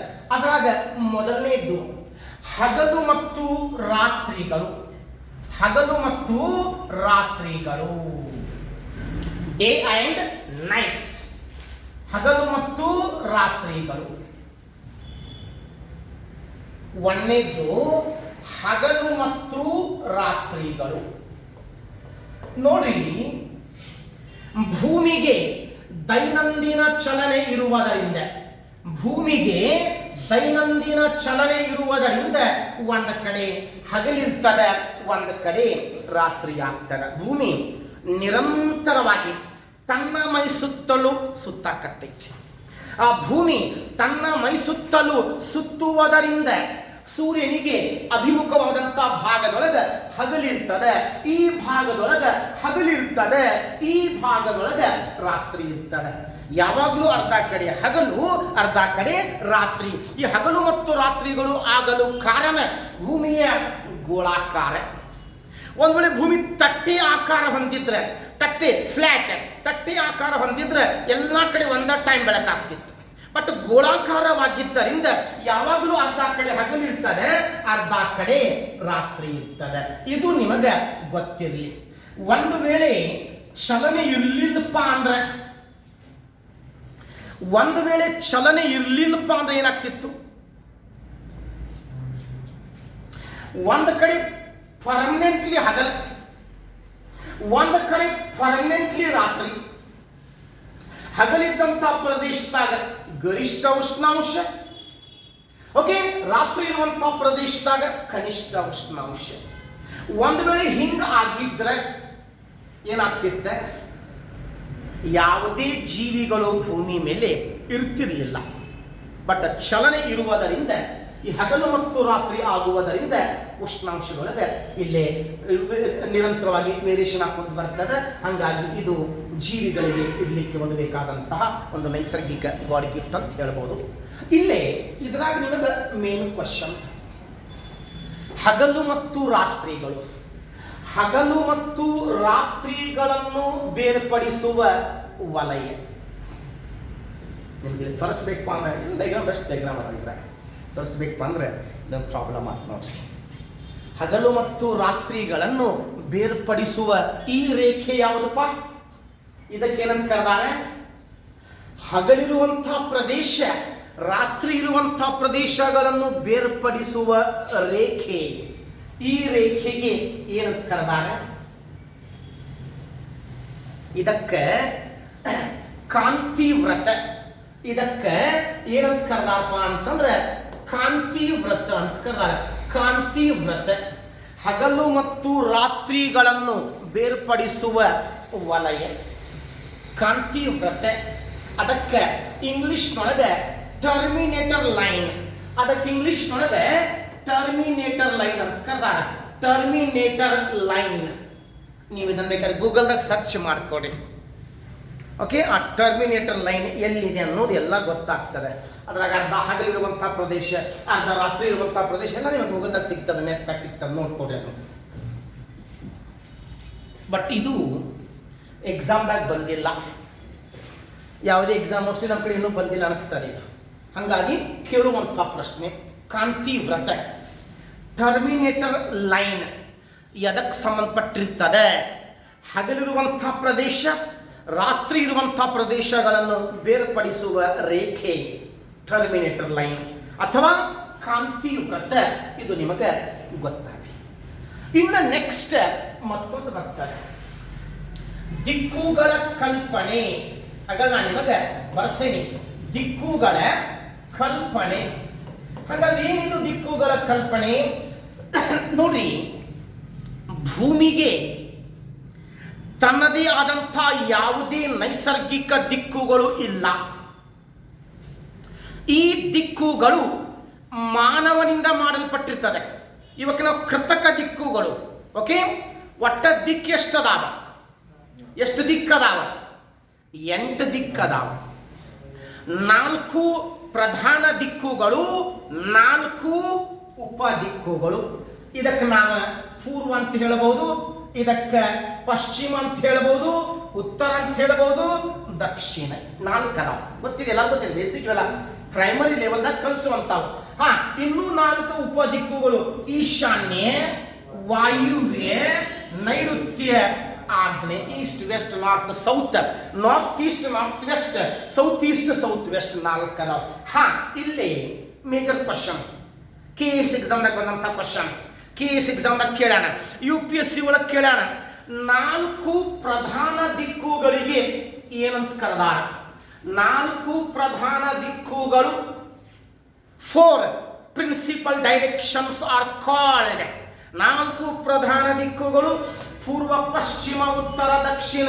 ಈ 4 ಪ್ರಧಾನ ದಿಕ್ಕುಗಳಿಗೆ ಏನಂತ ಕರೆದಾರಪ್ಪ ಅಂದ್ರೆ ಕಾರ್ಡಿನಲ್ ಬಿಂದುಗಳು, ಕಾರ್ಡಿನಲ್ ಪಾಯಿಂಟ್ಸ್ ಅಂತ ಕರೆದಾರ. ಕಾರ್ಡಿನಲ್ ಬಿಂದುಗಳು, ಕಾರ್ಡಿನಲ್ ಪಾಯಿಂಟ್ಸ್. ಕಾರ್ಡಿನಲ್ ಬಿಂದುಗಳು 4 ಪ್ರಧಾನ ದಿಕ್ಕುಗಳಿಗೆ ಅಂದ್ರೆ ಪೂರ್ವ, ಪಶ್ಚಿಮ, ಉತ್ತರ, ದಕ್ಷಿಣ. ಇವಕ್ಕ ಕಾರ್ಡಿನಲ್ ಪಾಯಿಂಟ್ಸ್ ಅಂತ ಕರೆದಾರ. ಇವಕ್ಕ ಕಾರ್ಡಿನಲ್ ಬಿಂದುಗಳು ಅಂತ ಕರೆದಾರ. ಗೊತ್ತಿರಲಿ, ಯಾಕಂತಂದ್ರೆ ಇವು ಮೇಜರ್, ಇವು 4 ಮೇಜರ್ ಅದಾವ. ಒಟ್ಟು ಮೇಜರ್ ಸಂಗತಿಗಳು. ಆ ಮೇಜರ್ ಸಂಗತಿಗಳಿಗೆ ನಾವು ಕಾರ್ಡಿನಲ್ ಪಾಯಿಂಟ್ಸ್ ಯೂಸ್ ಮಾಡ್ತೇವೆ. ಅಂದ್ರೆ ಇದು ಎಲ್ಲಿಂದ ಬಂದಿತ್ತಪ್ಪ ಅಂದ್ರೆ ಪ್ರಾಚೀನ ಕಾಲದಿಂದ ಇದನ್ನು ಯೂಸ್ ಮಾಡ್ತಿದ್ರು. ಆ ಹಳೆ ಕಾಲದ ಜನ, ಪ್ರಾಚೀನ ಕಾಲದ ಜನ, ಫಾರ್ ಎಕ್ಸಾಂಪಲ್ ಚರ್ಚ್ ಫಾದರ್ ಇರಬಹುದು, ಆ ಹಳೆ ಜನ ಕಾರ್ಡಿನಲ್ ಬಿಂದುಗಳು ಇರುವಂಥ ವಸ್ತುಗಳನ್ನು ಉಪಯೋಗ ಮಾಡ್ತಿದ್ರು. ಅವರ ಉಪಯೋಗ ಮಾಡುವಂಥ ವಾಚ್ ಪೂರ್ವ, ಪಶ್ಚಿಮ, ಉತ್ತರ, ದಕ್ಷಿಣ, ಕಾರ್ಡಿನಲ್ ಪಾಯಿಂಟ್ಸ್. ಅವ್ರು ಉಪಯೋಗ ಮಾಡುವಂಥ ರಿಂಗ್ ಕಾರ್ಡಿನಲ್ ಪಾಯಿಂಟ್ಸ್, ಪೂರ್ವ, ಪಶ್ಚಿಮ, ಉತ್ತರ, ದಕ್ಷಿಣ. ಹೌದಾ? ಒಟ್ಟೆ ಕಾರ್ಡಿನಲ್ ಪಾಯಿಂಟ್ಸ್ ಇರುವಂಥ ವಸ್ತುಗಳು, ಇಂಥ ಚಿಹ್ನೆಗಳು ಏನಂತವಲ್ಲ ಫಿಕ್ಸ್ ಆದಂಥ ವಸ್ತುಗಳು ಪ್ರಾಚೀನ ಜನ ಯೂಸ್ ಮಾಡ್ತಿದ್ರು. ಹಾಗಾಗಿ ಈ 4 ಪ್ರಧಾನ ದಿಕ್ಕುಗಳಿಗೆ ನಾವಿಲ್ಲಿ ಕಾರ್ಡಿನಲ್ ಬಿಂದುಗಳು ಅಂತ ಕರೆದೇವೆ. ಇನ್ನು ಅದರ ನೆಕ್ಸ್ಟ್ ಪಾಯಿಂಟ್, ಮೂರನೇದೇನಪ್ಪ? ಉಷ್ಣಾಂಶದ ವ್ಯತ್ಯಾಸ. ಭೂಮಿಯ ದೈನಂದಿನ ಚಲನೆಯಿಂದ ಉಷ್ಣಾಂಶದ ವ್ಯತ್ಯಾಸ ಆಗ್ತದೆ. ನೋಡ್ರಿ, ಭೂಮಿಯ ಸರಾಸರಿ ಉಷ್ಣಾಂಶ ಎಷ್ಟಿದೆಪ್ಪ? 15 ಡಿಗ್ರಿ ಇದೆ. ಭೂಮಿಯ ಸರಾಸರಿ ಉಷ್ಣಾಂಶ 15 ಡಿಗ್ರಿ ಇದೆ. ಒಂದಿನಕ್ಕೆ 24 ತಾಸು ಉಷ್ಣಾಂಶ ಸಮ ಇರಂಗಿಲ್ಲ. ಮುಂಜಾನೆ ಸೂರ್ಯೋದಯ ಆಗ್ತದೆ, ಸನ್ರೈಸಿಂಗ್ ಟೈಮ್, ಉಷ್ಣಾಂಶ ಕಡಿಮೆ ಇರ್ತದೆ. ಸೂರ್ಯ ಮತ್ತೆ ಮಧ್ಯಾಹ್ನ ಅವಧಿ ಒಳಗೆ ಮೇಲೆ ಬರ್ತಾನೆ, ನೆತ್ತಿ ಮೇಲೆ ಬರ್ತಾನೆ. ಮಧ್ಯಾಹ್ನ ಅವಧಿ ಒಳಗೆ ಮತ್ತೆ ಉಷ್ಣಾಂಶ ಹೆಚ್ಚಾಗ್ತದೆ. ಮುಂಜಾನೆ ಕಡಿಮೆ ಇರ್ತದೆ, ಸೂರ್ಯ ನಮ್ಮಿಂದ ದೂರ ಆಗ್ತದೆ. ಮಧ್ಯಾಹ್ನ ನೆತ್ತಿ ಮೇಲೆ ಬರ್ತದೆ, ಉಷ್ಣಾಂಶ ಹೆಚ್ಚಾಗ್ತದೆ. ಮತ್ತೆ ಸಾಯಂಕಾಲ ಸೂರ್ಯ ನಮ್ಮಿಂದ ದೂರ ಆಗ್ತದೆ, ನಾವಿರುವಂಥ ಸ್ಥಳದಿಂದ ದೂರ ಆಗ್ತದೆ. ಸಾಯಂಕಾಲ ಮತ್ತೆ ಉಷ್ಣಾಂಶ ಕಡಿಮೆ ಆಗ್ತದೆ. ರಾತ್ರಿ ಸೂರ್ಯ ಕಾಣಂಗಿಲ್ಲ, ರಾತ್ರಿ ಮತ್ತು ಉಷ್ಣಾಂಶ ಕನಿಷ್ಠವಾಗ್ತದೆ. ಮುಂಜಾನೆ, ಮಧ್ಯಾಹ್ನ, ಸಾಯಂಕಾಲ, ಮಧ್ಯರಾತ್ರಿ. ಓಕೆ, ಇಲ್ಲಿ ಯಾವಾಗಲೂ ಉಷ್ಣಾಂಶ ಸಮ ಇರಂಗಿಲ್ಲ, ಉಷ್ಣಾಂಶ ಚೇಂಜ್ ಆಗ್ತದೆ. ಯಾಕೆ ಉಷ್ಣಾಂಶ ಚೇಂಜ್ ಆಗ್ತದೆ? ಏನು ಕಾರಣ ಇರಬಹುದು? ಭೂಮಿಯ ದೈನಂದಿನ ಚಲನೆಯಿಂದ ಉಷ್ಣಾಂಶದ ವ್ಯತ್ಯಾಸ ಆಗ್ತದೆ. ಎಸ್, ಮತ್ತೊಂದು ಪಾಯಿಂಟ್ ಬರ್ತೀನಿ. ಗಾಳಿಗಳು ಉಗಮಗೊಳ್ಳುತ್ತವೆ. ದೈನಂದಿನ ಚಲನೆಯಿಂದ ಗಾಳಿಗಳು ಉಗಮಗೊಳ್ಳುತ್ತವೆ. ನೋಡ್ರಿ, ಇಲ್ಲಿ ಗಾಳಿಗಳು ಉಗಮಗೊಳ್ಳಲು ಮೂಲ ಕಾರಣ ಏನಪ್ಪ? ಗಾಳಿಗಳು ಹೆಂಗ್ ಹುಟ್ಕೊಳ್ತಾವೆ? ಗಾಳಿಗಳು ಉಗಮಗೊಳ್ಳಲು ಮೂಲ ಕಾರಣ ನೋಡ್ರಿ, ಇಲ್ಲಿ ಗಾಳಿಗಳು ಉಗಮಗೊಳ್ಳಲು ಮೂಲ ಕಾರಣ ಉಷ್ಣಾಂಶದ ವ್ಯತ್ಯಾಸ. ಉಷ್ಣಾಂಶದ ವ್ಯತ್ಯಾಸದಿಂದ ಗಾಳಿಗಳು ಉಗಮಗೊಳ್ಳುತ್ತಾವೆ. ಗಾಳಿಗಳು ಉಗಮಗೊಳ್ಳಲಿಕ್ಕೆ ಮೂಲ ಕಾರಣ ಏನಪ್ಪಾ? ಉಷ್ಣಾಂಶದ ವ್ಯತ್ಯಾಸ. ಗಾಳಿಗಳು ಉಗಮಗೊಳ್ಳುತ್ತಾವೆ. ಇನ್ನು ಗಾಳಿಗಳು ಚಲಿಸ್ತಾವೆ, ಗಾಳಿಗಳು ಹಾರ್ಕೊಂತ ಹೋಗ್ತಾವೆ. ಹಂಗಾದ್ರೆ ಗಾಳಿಗಳು ಯಾಕೆ ಚಲಿಸ್ತಾವೆ? ಒತ್ತಡದ ವ್ಯತ್ಯಾಸ, ಉಷ್ಣಾಂಶದ ವ್ಯತ್ಯಾಸದಿಂದ ಗಾಳಿಗಳು ಉಗಮಗೊಳ್ಳುತ್ತವೆ. ಒತ್ತಡದ ವ್ಯತ್ಯಾಸದಿಂದ ಗಾಳಿಗಳಲ್ಲಿ ಚಲನೆ ಉಂಟಾಗ್ತದೆ. ಇದು ನಿಮಗೆ ಗೊತ್ತಿರಲಿ. ಓಕೆ, ಎರಡು ಸೇಮ್, ಒಂದಕ್ಕೊಂದು ಲಿಂಕ್ ಐತಿ. ಉಷ್ಣಾಂಶದ ವ್ಯತ್ಯಾಸಕ್ಕೂ ಗಾಳಿಗಳಿಗೆ ಒಂದಕ್ಕೊಂದು ಲಿಂಕ್ ಐತಿ. ಇನ್ನು ಅದೇ ರೀತಿ ಸಾಗರ ಸಮುದ್ರಗಳಲ್ಲಿ ಪ್ರವಾಹಗಳು, ಸಾಗರ ಸಮುದ್ರಗಳಲ್ಲಿ ಪ್ರವಾಹಗಳು ಉಗಮಗೊಳ್ಳುತ್ತವೆ. ನೋಡಿ, ಸಾಗರ ಸಮುದ್ರಗಳಲ್ಲಿ ಪ್ರವಾಹ, ಸಾಗರ ಸಮುದ್ರಗಳಲ್ಲಿ ಪ್ರವಾಹಗಳು ಉಗಮಗೊಳ್ಳುತ್ತವೆ. ಪ್ರವಾಹಗಳು ಉಗಮ, ಇದು ನೋಡ್ರಿ, ಪ್ರವಾಹಗಳು ಅಂದ್ರೆ ನಿಮಗೆಲ್ಲ ಗೊತ್ತಿದೆ. ಏನಪ್ಪಾ ಸಾಗರ ಪ್ರವಾಹ ಅಂದ್ರೆ ಏನಪ್ಪಾ? ಜಸ್ಟ್ ಕೇಳಿ, ಬರ್ಕೋಬೇಡಿ, ಮುಂದೆ ಬರ್ತಾ ಪಾಯಿಂಟ್ಸ್ ಹೇಳ್ತೇನೆ. ಸಾಗರ ಪ್ರವಾಹಗಳು ಅಂತಂದ್ರೆ ಸಾಗರ ಸಮುದ್ರಗಳಲ್ಲಿನ ಅಪಾರ ಜಲರಾಶಿ, ಹೆಚ್ಚಿನ ಪ್ರಮಾಣದ ಜಲರಾಶಿ ಒಂದು ನಿರ್ದಿಷ್ಟ ದಿಕ್ಕಿನಲ್ಲಿ ಚಲಿಸುವುದಕ್ಕೆ ಪ್ರವಾಹಗಳು ಅಂತ ಕರೆದ. ಸಾಗರ ಸಮುದ್ರಗಳಲ್ಲಿನ ಅಪಾರ ಜಲರಾಶಿ, ಹೆಚ್ಚಿನ ಪ್ರಮಾಣದ ನೀರು ಒಂದು ನಿರ್ದಿಷ್ಟ ದಿಕ್ಕಿಗೆ ಚಲಿಸುವುದಕ್ಕೆ ನಾವಿಲ್ಲಿ ಪ್ರವಾಹಗಳು ಅಂತ ಕರೆದೇವೆ. ಹೆಂಗೆ ನದಿಗಳು ಹರಿತಾವಲ್ಲ, ಹಂಗೆ 100 ಮೀಟರ್ ವಿಸ್ತಾರವಾದಂಥ ನೀರು, 100 ಮೀಟರ್ ಆಳವಾದಂಥ ನೀರು ಅದು ಸಾಗರಗಳಲ್ಲಿ ಚಲಿಸ್ತದೆ. ಅದಕ್ಕೆ ನಾವಿಲ್ಲೇ ಪ್ರವಾಹಗಳು ಅಂತ ಕರೆದೇವಿ. ಹಾಗಾದರೆ ಸಾಗರ ಪ್ರವಾಹಗಳು ಉಗಮಗೊಳ್ಳಲು ಮೂಲ ಕಾರಣ ಭೂಮಿಯ ದೈನಂದಿನ ಚಲನೆ. ಇಲ್ಲೇ ಪ್ರವಾಹಗಳಲ್ಲಿ 2 ವಿಧಗಳು ಅದಾವ್ರಿ. ಪ್ರವಾಹಗಳಲ್ಲಿ 2 ಪ್ರಕಾರಗಳು ಬರ್ತಾವ್ರಿ. ಒಂದ ಉಷ್ಣ ಸಾಗರ ಪ್ರವಾಹಗಳು, ಉಷ್ಣ ಸಾಗರ ಪ್ರವಾಹಗಳು, ಮತ್ತೊಂದ ಶೀತ ಸಾಗರ ಪ್ರವಾಹಗಳು, warm currents and cold currents.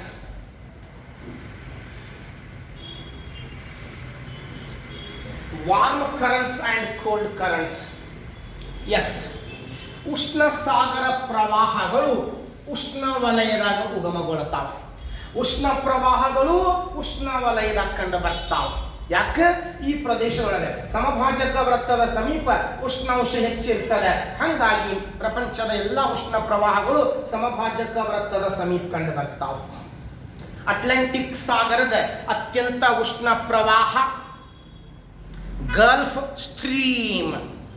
Pacific ಸಾಗರದ ಅತ್ಯಂತ ಉಷ್ಣ ಪ್ರವಾಹ ಗೊತ್ತದವ ನಿಮಗೆ? ಪ್ರವಾಹಗಳು ಟಾಪಿಕ್ ಮುಂದೆ ಬರ್ತಾವೆಲ್ಲ, ಅಲ್ಲಿ ನಿಮಗೆ ಯಾವ್ಯಾವ ಸಾಗರದಾಗ ಯಾವ್ಯಾವ ಪ್ರವಾಹಗಳು ಕಂಡು ಬರ್ತಾವೆ.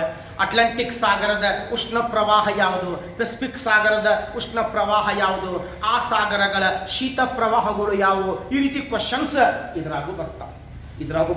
ಮುಂದೆ ಟಾಪಿಕ್ ಬರ್ತಾವ. ನಾ ಅಲ್ಲಿ ಆ ಟಾಪಿಕ್ದಾಗ ಇವುಗಳ ಬಗ್ಗೆ ನಾನು ನಿಮಗೆ ಡೀಟೇಲ್ ಆಗಿ ಹೇಳ್ತೇನೆ. ಪ್ರವಾಹಗಳು ಉಗಮಗೊಳ್ಳಲು ಮೂಲ ಕಾರಣ ಭೂಮಿಯ ದೈನಂದಿನ ಚಲನೆ. ಇನ್ನು ಸಾಗರ ಸಮುದ್ರಗಳಲ್ಲಿ ಉಬ್ಬರ ಇಳಿತಗಳು ಉಂಟಾಗುತ್ತವೆ. ಉಬ್ಬರ ಇಳಿತಗಳು ಟೈಡ್ಸ್.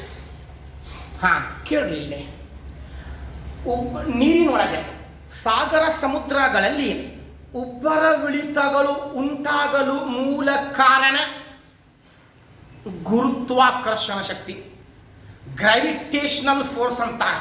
ಆ ಗುರುತ್ವಾಕರ್ಷಣ ಶಕ್ತಿಯಿಂದ ಸಾಗರ ಸಮುದ್ರಗಳಲ್ಲಿ ಉಬ್ಬರ ಇಳಿತಗಳು ಆಗ್ತವೆ. ಆದರೆ ಇಲ್ಲಿ ಆ ಗುರುತ್ವಾಕರ್ಷಣ ಶಕ್ತಿ ನಿರ್ಮಾಣಗೊಳ್ಳಲು ಕಾರಣ ಚಲನೆಗಳು, ಭೂಮಿಯ ಚಲನೆಗಳು. ಮೊನ್ನೆ ಹೇಳಿ ನಾನು ನಿಮಗೆ, ದೈನಂದಿನ ಚಲನೆ ಭೂಮಿ ತನ್ನ ಮೈ ಸುತ್ತಲೂ ಸುತ್ತ ಹಾಕ್ತದೆ. ವಾರ್ಷಿಕ ಚಲನೆ ಭೂಮಿ ಸೂರ್ಯನಿಗೆ ಸುತ್ತ ಹಾಕ್ತದೆ. ಜೊತೆಗೆ ಕೇಂದ್ರ ಗೋಳ, ಆ ದ್ರವಗೋಳ, ಒಳಗಿಂದ ದ್ರವಗೋಳ ಅದೂ ಸಹ ವೇಗವಾಗಿ ಸುತ್ತ ಹಾಕ್ತದೆ. ಹಾಗಾಗಿ ಈ 3 ಚಲನೆಗಳಿಂದ ದೈನಂದಿನ ಚಲನೆ, ಓಕೆ, ವಾರ್ಷಿಕ ಚಲನೆ, ಒಳಗಿಂದ ಕೇಂದ್ರ ಗೋಳದ ದ್ರವಗೋಳದ ಅತ್ಯಂತ ವೇಗದ ಚಲನೆ, ಅದು ಏನು ಮಾಡ್ತದೆ?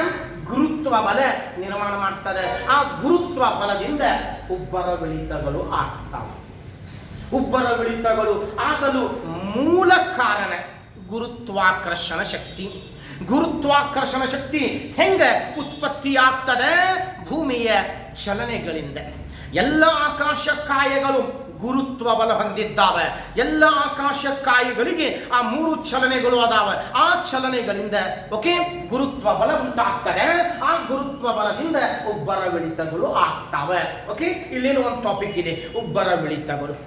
ಉಬ್ಬರವಿಳಿತಗಳಿಗೆ ಮೂಲ ಕಾರಣ ಯಾವುದು ಪ್ರಶ್ನೆ ಕೇಳೋಣ. ಚಂದ್ರ, ಸೂರ್ಯ, ಚಂದ್ರ, ಭೂಮಿ ಒಂದಕ್ಕೊಂದು ಆಕರ್ಷಿಸುವುದರಿಂದ ನೀರಿನ ಮೇಲೆ ಉಬ್ಬರವಿಳಿತಗಳು ಆಗ್ತವೆ.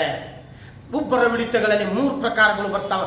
ದೈನಿಕ ಉಬ್ಬರವಿಳಿತಗಳು, ಅರೆದೈನಿಕ ಉಬ್ಬರವಿಳಿತಗಳು, ಮಿಶ್ರ ಉಬ್ಬರವಿಳಿತಗಳು. ಇಲ್ಲೇನೋ ಒಂದು ಟಾಪಿಕ್ ಬರ್ತದೆ, ನಾನು ನಿಮಗಲ್ಲೇ ಇದರ ಬಗ್ಗೆ ಡೀಟೇಲ್ ಆಗಿ ಹೇಳಲಿಕ್ಕೆ ಪ್ರಯತ್ನ ಮಾಡ್ತೇನೆ. ಓಕೆ, ಇನ್ನು ಭೂಮಿಯ ಗೋಳಾಕಾರದ ಕಲ್ಪನೆ. ಭೂಮಿಯ ಗೋಳಾಕಾರದ ಕಲ್ಪನೆ ನೋಡ್ರಿ, ದೈನಂದಿನ ಚಲನೆಯಿಂದ ನಮಗೆ ಏನು ಕಲ್ಪನೆ ಆಗ್ತದೆ? ಗೋಳಾಕಾರ. ಭೂಮಿ ಗೋಳಾಕಾರ ಇದೆ ಅನ್ನೋದು ದೈನಂದಿನ ಚಲನೆಯಿಂದ ಗೊತ್ತಾಗ್ತದೆ. ಯಾಕಂತಂದ್ರೆ ದೈನಂದಿನ ಭೂಮಿ ಗೋಳಾಕಾರ ಇರಲಿಲ್ಲ ಅಂತಂದ್ರೆ ಇಡೀ ಎಲ್ಲಾ ದೇಶಗಳಿಗೆ ಸೂರ್ಯೋದಯ ಒಂದೇ ಟೈಮಿಗೆ ಸೂರ್ಯೋದಯ ಆಗ್ತಿತ್ತು. ಎಲ್ಲಾ ಕಡೆ ಎಲ್ಲಾ ದೇಶಗಳಲ್ಲಿ ಸೂರ್ಯ ಕಾಣ್ತಿತ್ತು. ಆದ್ರೆ ಹಂಗಿಲ್ಲ. ಭೂಮಿ ಗೋಳಾಕಾರ ಆಗಿದ್ದರಿಂದ ಬೇರೆ ಬೇರೆ ರೇಖಾಂಶಗಳು ಬೇರೆ ಬೇರೆ ಅವಧಿ ಒಳಗ ಸೂರ್ಯನ ಬೆಳಕು ಪಡಿತಾವ. ಹಂಗಾಗಿ ದೈನಂದಿನ ಚಲನೆಯಿಂದ ನಮಗ ಇಲ್ಲಿ ಗೋಳಾಕಾರದ ಕಲ್ಪನೆ ಆಗ್ತದೆ. ಇದು ನಿಮಗೆ ಗೊತ್ತಿಲ್ಲ. ಈಗ ಸಮುದ್ರ ದಂಡೆ ಒಳಗೆ ನೀವು ಸಾಗರ ದಂಡೆ ಒಳಗೆ ಹೋಗಿ ನಿಂತ್ರೆ ಅತ್ಯಂತ ದೂರದಿಂದ ಬರುವಂತ ಹಡಗು ಕಾಣಂಗಿಲ್ಲ. ಈಗ ನೋಡಿ, ಇಲ್ಲೇ ನಾವು ಧಾರವಾಡದಾಗದೇವೆ, ನಮಗೆ ಸುಮಾರು 3,84,000 ಕಿಲೋಮೀಟರ್ ದೂರದ ಚಂದ್ರ ಕಾಣಿಸ್ತಾನೆ. ರಾತ್ರಿ 3,84,000 ಕಿಲೋಮೀಟರ್ ದೂರದ ಚಂದ್ರ ಕಾಣಿಸ್ತಾನೆ. ಇಲ್ಲೇ ಹುಬ್ಳಿ 20 ಕಿಲೋಮೀಟರ್ ಐತಿ, ಹುಬ್ಳಿ ಕಾಣಂಗಿಲ್ಲ. ಯಾಕೆ?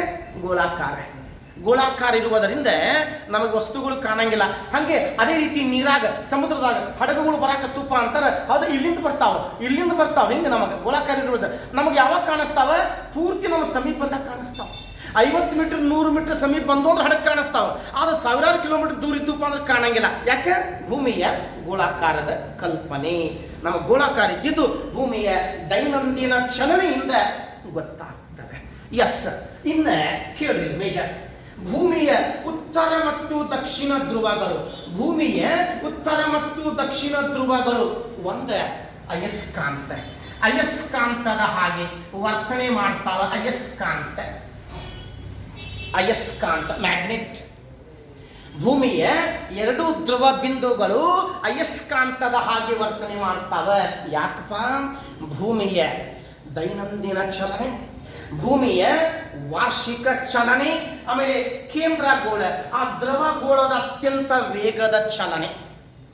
ದೈನಂದಿನ ಚಲನೆ, ವಾರ್ಷಿಕ ಚಲನೆ, ಕೇಂದ್ರ ಗೋಳದ ಅತ್ಯಂತ ದ್ರವ ಗೋಳದ ಅತ್ಯಂತ ವೇಗದ ಚಲನೆಯಿಂದ ಭೂಮಿ ಮೇಲೆ ಆಕರ್ಷಣ ಬಲ ಉಂಟಾಗ್ತದೆ. ಆ ಆಕರ್ಷಣ ಬಲದಿಂದ ನಾವೆಲ್ಲರೂ ಭೂಮಿ ಮೇಲೆ ನಿಂತೇವಿ. ಒಂದು ವೇಳೆ ಆಕರ್ಷಣ ಬಲ ಹೋತಂತಂದ್ರೆ ಭೂಮಿ ಮೇಲೆ ಯಾವುದೇ ವಸ್ತುಗಳು ಸ್ಥಿರವಾಗಿ ನಿಲ್ಲಂಗಿಲ್ಲ. ಆಕರ್ಷಣೆ ಹೋತಂತಂದ್ರೆ ನಮ್ದು ತೂಕ 0 ಆಗ್ತದೆ.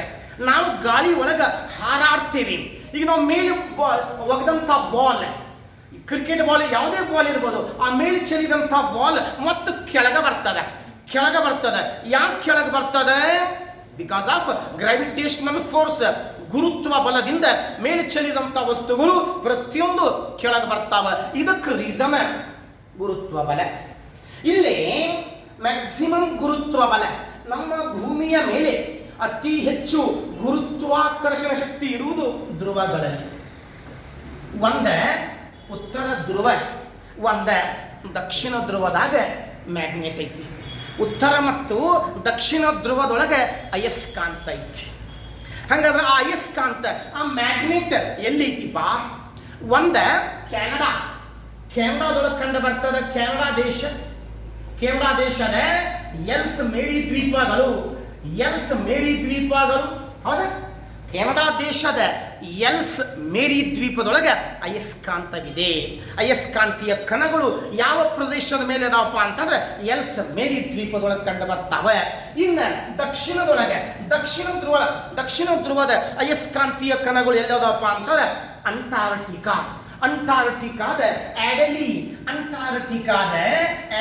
ದ್ವೀಪದೊಳಗೆ ಅಂಟಾರ್ಟಿಕಾದ ಆಡೆಲಿ ದ್ವೀಪದೊಳಗೆ ಅಯಸ್ಕಾಂತೀಯ ಕಣಗಳು ಕಂಡು ಬರ್ತಾವೆ. ನೆನ್ಪಿಟ್ಕೊಳ್ರಿ. ಅಯಸ್ಕಾಂತ ಎಲ್ಲೈತಿಪ್ಪ?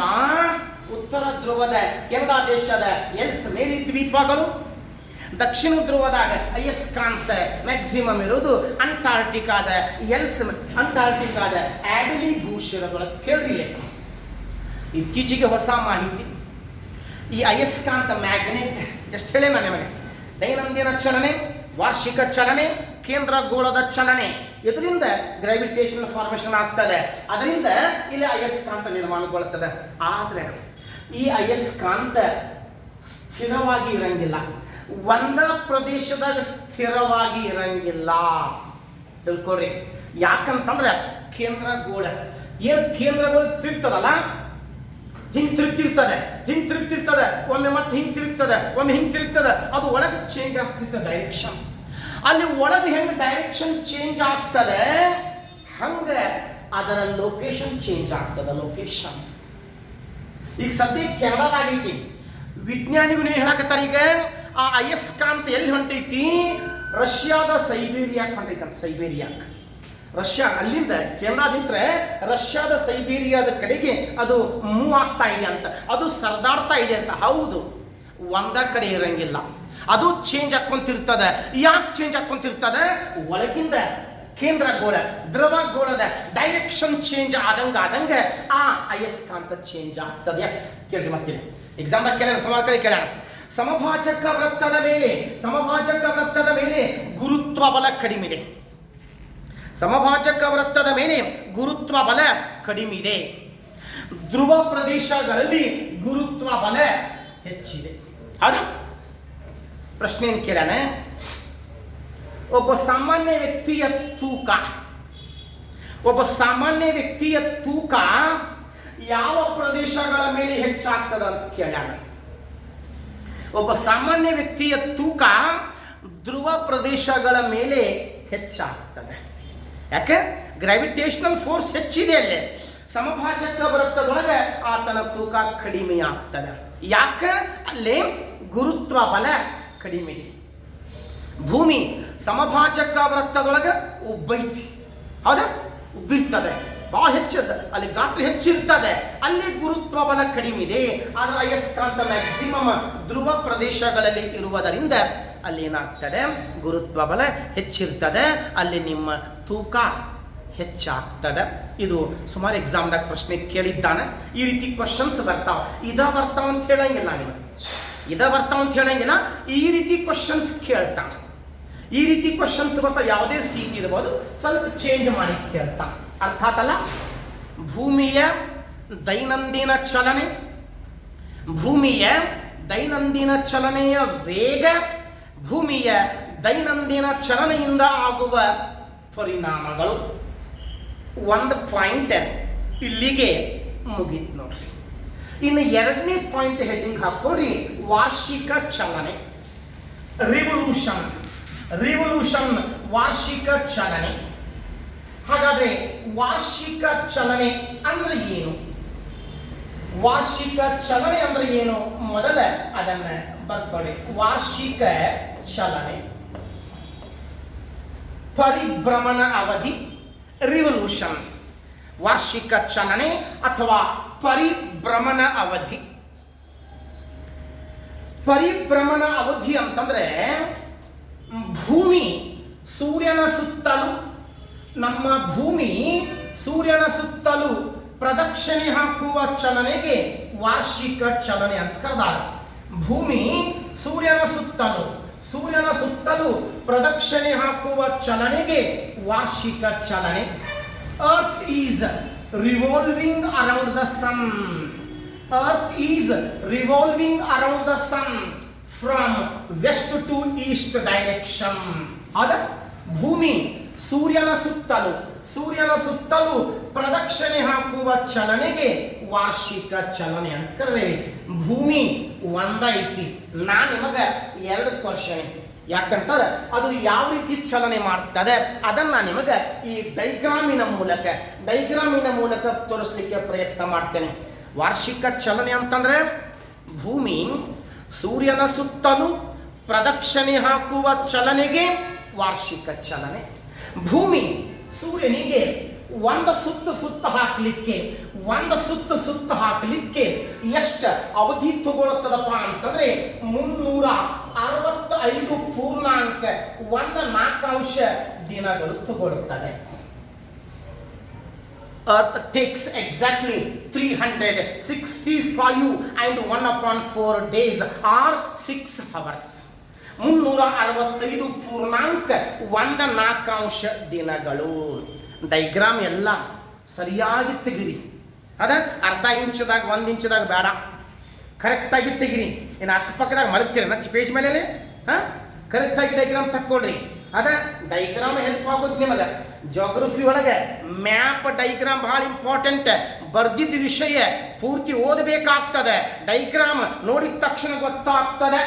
ಹಾಗಾಗಿ ಡೈಗ್ರಾಮ್ ಮ್ಯಾಪ್ ಪ್ರತಿಯೊಂದು ಇಂಪಾರ್ಟೆಂಟ್ ಅದಾವ, ಕರೆಕ್ಟ್ ಆಗಿ ನೋಡಿ ಅದನ್ನು ಡ್ರಾ ಮಾಡ್ಕೊಳ್ಳಿ. ಎಸ್, ಭೂಮಿಯ ವಾರ್ಷಿಕ ಚಲನೆ 365 ಪೂರ್ಣಾಂಕ 1/4 ದಿನಗಳು. ಆ 1/4 ದಿನ ಅನ್ನೋದು 6 ಗಂಟೆಗಳಿಗೆ ಸಮನಾಗಿರ್ತದೆ. 6 ಗಂಟೆಗಳು. ಒಂದು ವರ್ಷಕ್ಕೆ 365 ದಿನಗಳು ಜೊತೆಗೆ 6 ಗಂಟೆಗಳು. ನೋಡ್ರಿ, ಒಂದು ವರ್ಷಕ್ಕೆ 365 ದಿನಗಳು 6 ಗಂಟೆಗಳು. ಆದ್ರೆ ಇಲ್ಲೇ ಕ್ಯಾಲೆಂಡರ್, ಬ್ರಿಟಿಷ್ ಕ್ಯಾಲೆಂಡರ್ದೊಳಗೆ ಹೆಂಗೆ ತೋರಿಸ್ತಾರೆ, ಒಂದು ವರ್ಷಕ್ಕೆ 365 ದಿನ ತೋರಿಸ್ತಾರೆ. ಮುಂದಿನ 6 ತಾಸು ಪ್ರತಿ 4 ವರ್ಷಕ್ಕೊಮ್ಮೆ ಕೂಡಿಸ್ತಾರೆ. 6 × 4 24 ಗಂಟೆ. ಆ 24 ಗಂಟೆ ಎಲ್ಲಿ ಕೂಡಿಸ್ತಾರಪ್ಪ? ಫೆಬ್ರವರಿ 3 ವರ್ಷ. ಫೆಬ್ರವರಿ 3 ವರ್ಷ 28 ದಿನಗಳನ್ನು ಹೊಂದಿರ್ತದೆ. ಆ 6 ತಾಸು ಪ್ರತಿ 4ನೇ ವರ್ಷಕ್ಕೆ ಅದೇ ಫೆಬ್ರವರಿ ತಿಂಗಳದಾಗ ಕೂಡಿಸ್ತಾರೆ. ಆ ಫೆಬ್ರವರಿ ತಿಂಗಳ ಎಷ್ಟು ಆಗ್ತದೆ? 29 ದಿನ. ಹೌದಾ? ಪ್ರತಿ 4ನೇ ವರ್ಷಕ್ಕೆ ಆ ಒಂದು ದಿನ ಅದ್ರಾಗ ಕೂಡಿಸ್ತಾರೆ. ಆ ಫೆಬ್ರವರಿ 3 ವರ್ಷ 28 ದಿನ ಇರ್ತದೆ. 4ನೇ ವರ್ಷಕ್ಕೆ 29 ದಿನ ಆಗ್ತದೆ. ಫೆಬ್ರವರಿ 29 ಬರುವುದ 4 ವರ್ಷಕ್ಕೊಮ್ಮೆ. ಒಂದು ವೇಳೆ ಆ ಫೆಬ್ರವರಿ 29ಕ್ಕೆ ಜನ್ಮದಿನ ಇದ್ರೆ, ಬರ್ತ್ ಡೇಟ್ ಇದ್ರೆ, ಒಂದು ವೇಳೆ ತಿಥಿ ಇದ್ರೆ ಬರುವುದ 4 ವರ್ಷಕ್ಕೊಮ್ಮೆ. ಇವ್ರದ ಜನ್ಮದಿನ ಕೌಂಟ್ ಮಾಡುವುದು ಬಹಳ ಕಷ್ಟ. ಯಾಕೆ? ಬರುವುದ 4 ವರ್ಷಕ್ಕೊಮ್ಮೆ ಬರ್ತದೆ. ಕ್ಯಾಲೆಂಡರ್ ಪ್ರಕಾರ ಹೋದ್ರೆ ಅಲ್ಲಿ 4 ವರ್ಷ ಆದಾಗ ಇವ್ರಿಗೆ 1 ವರ್ಷ ಆಗಿರ್ತದೆ. ಹಾಗಾದ್ರೆ ಫೆಬ್ರವರಿ 29 ಯಾರ ಜನ್ಮದಿನ ಐತಿಪ್ಪ? ಫೆಬ್ರವರಿ 29 1896. ಅದ ಮೊರಾರ್ಜಿ ದೇಸಾಯಿ ಅವರ ಜನ್ಮದಿನ ಫೆಬ್ರವರಿ 29 ಆಗಿರ್ತದೆ. ಇದು ನಿಮಗೆ ಗೊತ್ತಿರಲಿ. ಓಕೆ, ಮೊರಾರ್ಜಿ ದೇಸಾಯಿ ಅವರು ಫೆಬ್ರವರಿ 29ಕ್ಕೆ ಜನ್ಮ ತಾಳಿರ್ತಾರೆ. ಒಂದು ಎಕ್ಸಾಮ್ದಾಗ ಕೇಳಿದ್ದಾನೆ, ಯಾವುದೋ ಒಂದು ಸಣ್ಣ ಎಕ್ಸಾಮ್ದಾಗ ಕೇಳಿದ್ದಾನೆ, ಅವ್ರ ಜನ್ಮದಿನ ಕೇಳಿದ್ದಾನೆ. ಎಸ್, ಇಲ್ಲೇ ಭೂಮಿ ಸೂರ್ಯನ ಸುತ್ತಲೂ ಪ್ರದಕ್ಷಿಣೆ ಹಾಕ್ತಾ ಇದೆ. ಭೂಮಿ ಸೂರ್ಯನ ಸುತ್ತಲೂ ಪ್ರದಕ್ಷಿಣೆ ಹಾಕುವ ಈ ಮಾರ್ಗಕ್ಕೆ ಏನಂತ ಕರೆದಾರಪ್ಪ? ಈ ಮಾರ್ಗಕ್ಕೆ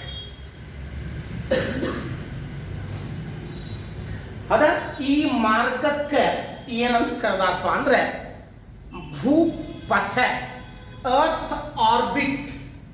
ಭೂಪಥ, ಅರ್ತ್ ಆರ್ಬಿಟ್. ಒಂದು ಕ್ವಶನ್ ಯಾವಾಗಲೂ ಕೇಳ್ಯಾನ, what is the shape of the Earth orbit? ಭೂಪಥದ ಆಕಾರ ಹೆಂಗಿದೆ? ಭೂಪಥದ ಆಕಾರ ಹೆಂಗೈತಿಪ್ಪ, ಹೆಂಗ್ ಕಾಣಿಸ್ತದೆ?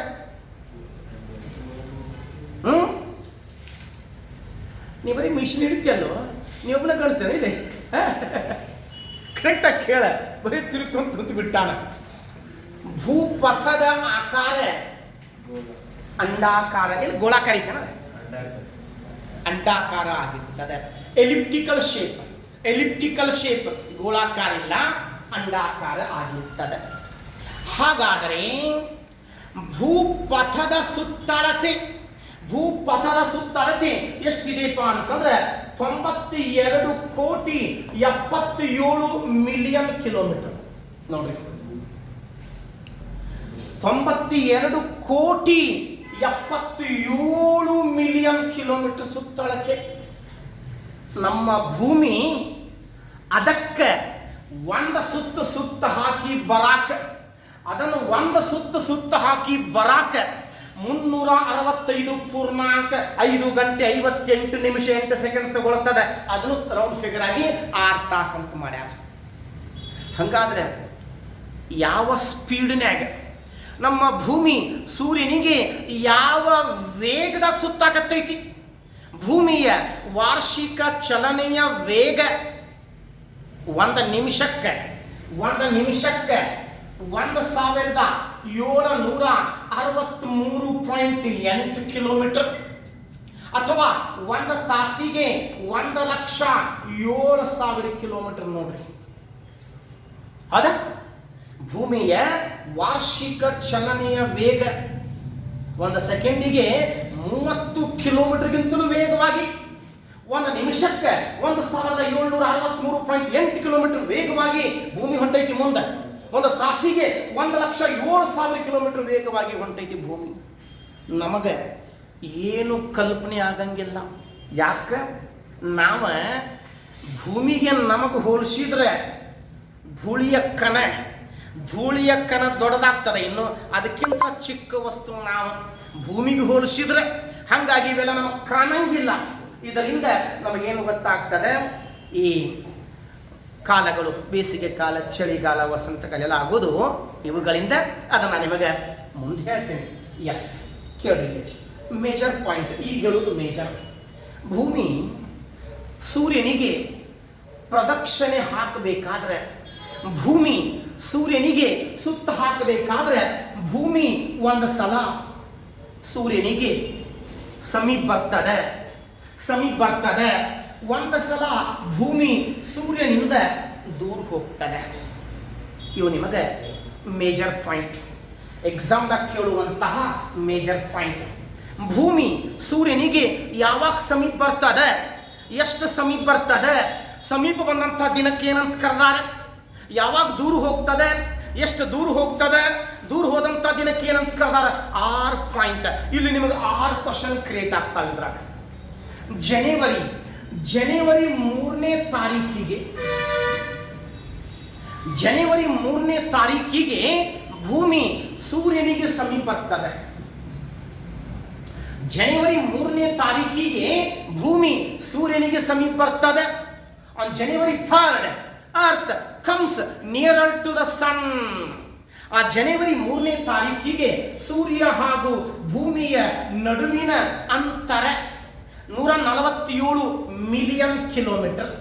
147 ಮಿಲಿಯನ್ ಕಿಲೋಮೀಟರ್, 147 ದಶಲಕ್ಷ ಕಿಲೋಮೀಟರ್ ಭೂಮಿಯ ಸಮೀಪ ಬರ್ತದೆ. ಇಲ್ಲೇ ಸಮೀಪ ಬಂದಂಥ ದಿನಕ್ಕೆ ಏನಂತ ಕರೆದಾರಪ್ಪ ಅಂದ್ರೆ ನೀಚ ಸ್ಥಾನ ಅಂತ ಕರೆದಾರ. ಅಥವಾ ಮತ್ತೊಂದು ಹೆಸರು ಕೊಡಬಹುದು, ಉಪಸೌರ